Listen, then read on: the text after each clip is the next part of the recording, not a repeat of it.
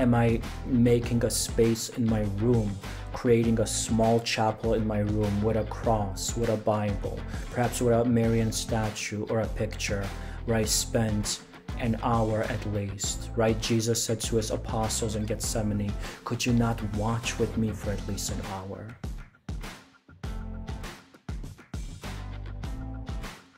What does it mean to be a spiritual hero, a spiritual warrior, to have heroic virtue in the spiritual life, to pursue the path of sainthood? First and foremost, it's not so much about identity, right? We can get confused with that and perhaps a bit self-absorbed. It's not so much about, am I living up to a life of sanctity? Am I becoming a saint? Am I doing this well? Am I doing that well? What's the problem with that frame of thoughts? There's too much emphasis on the I. Am I, am I, am I, am I.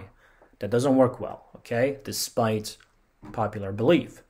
What actually works and what real saints and mystics have in common is that there is such an annihilation of the I, such an annihilation of the ego. There's ego death that happens when one actually pursues a meaningful relationship with Jesus Christ that is pruning and refining and a purging fire that transforms and revives through a greater intimacy with the spirits.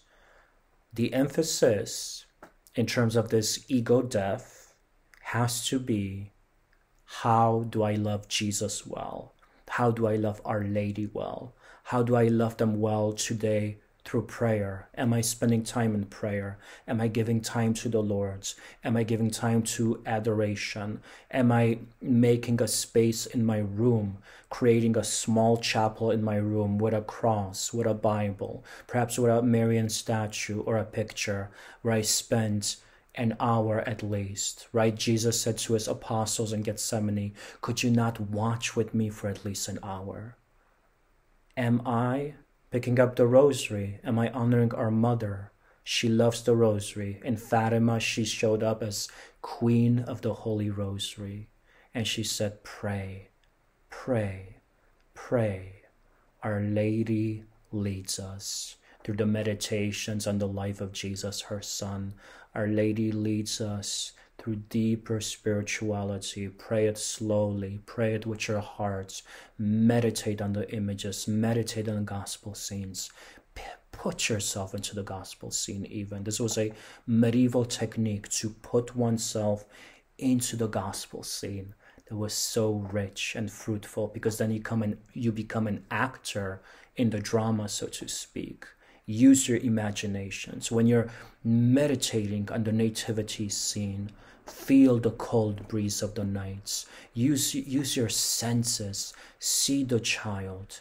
Go to the Virgin. Go to Our Lady. Ask her whether you can kiss the child. Ask her whether you can revere him, adore him.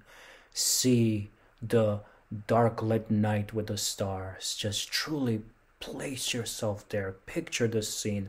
Use a deep meditative technique. These were ancient medieval Franciscan techniques of prayer, eventually picked up very prominently by Saint Ignatius of Loyola, using the senses to meditate, to become one with the drama. And it's a beautiful, beautiful exercise.